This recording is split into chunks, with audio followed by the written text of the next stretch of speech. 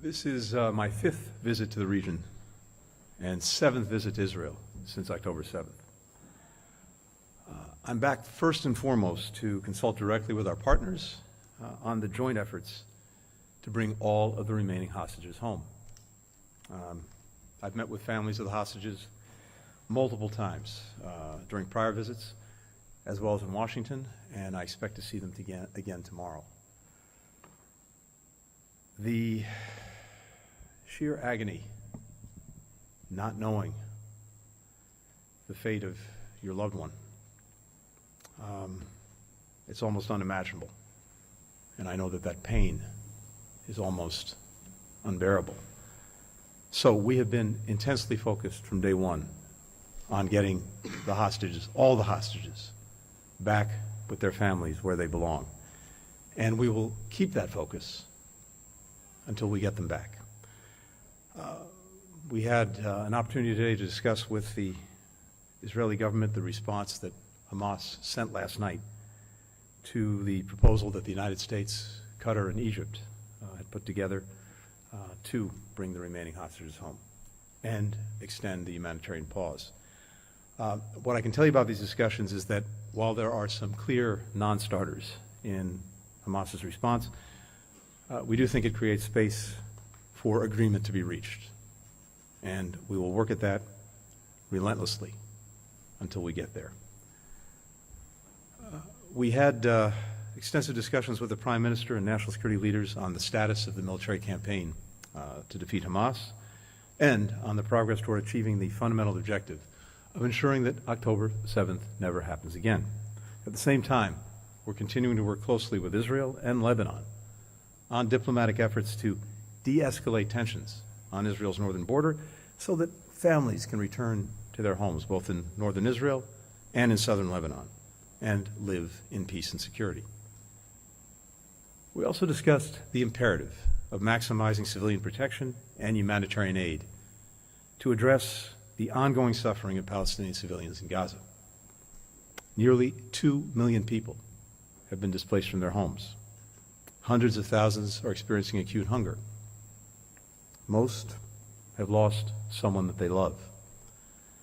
And day after day, more people are killed. On all of my previous visits here, and pretty much every day in between, we have pressed Israel in concrete ways to strengthen civilian protection, to get more assistance to those who need it. And over the past 4 months, Israel has taken important steps to do just that, starting the flow of aid, doubling it during the first pause for hostage releases, opening the north and south corridors in Gaza so that people could move out of immediate harm's way through these corridors with 4 hours pause every day, 3 hours notice. Opening Kerem Shalom, starting the flow of assistance from Jordan, establishing deconfliction mechanisms for humanitarian sites. As a result, today, more assistance than ever is moving into Gaza from more places than at any time since October 7th. As the largest donor of humanitarian aid to the Palestinians, the United States has helped provide much of that assistance, including funding 90,000 metric tons of flour delivered from Ashdod port. That's enough to provide bread for 1.4 million people for the next 5 months. A UN team began its mission to the north to assess conditions for the civilians who are still there, as well as what needs to be done to allow displaced Palestinians to return back home to the north.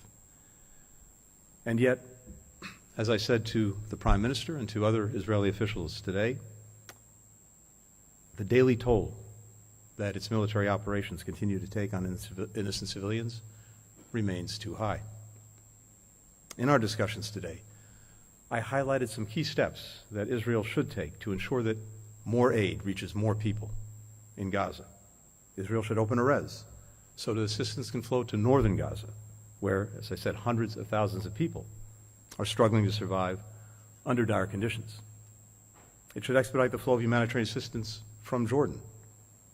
It should strengthen deconfliction and improve coordination with the humanitarian providers.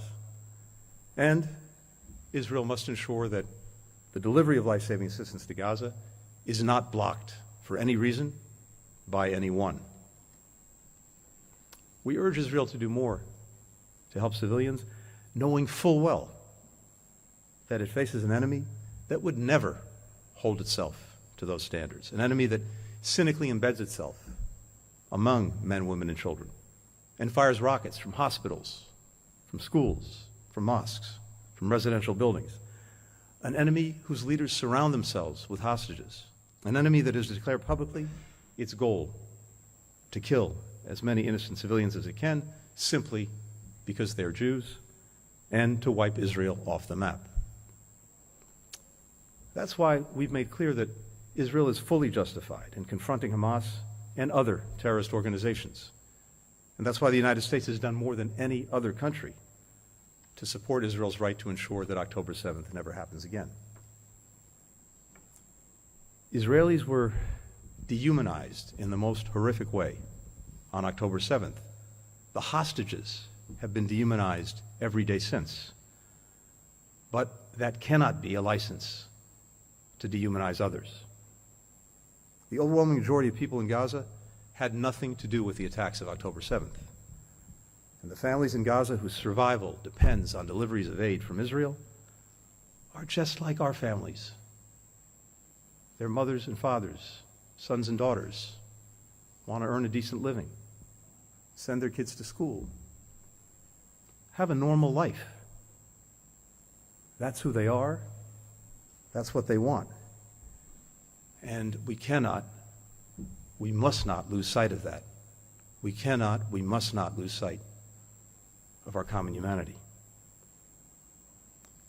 We remain determined as well to pursue a diplomatic path to a just and lasting peace and security for all in the region.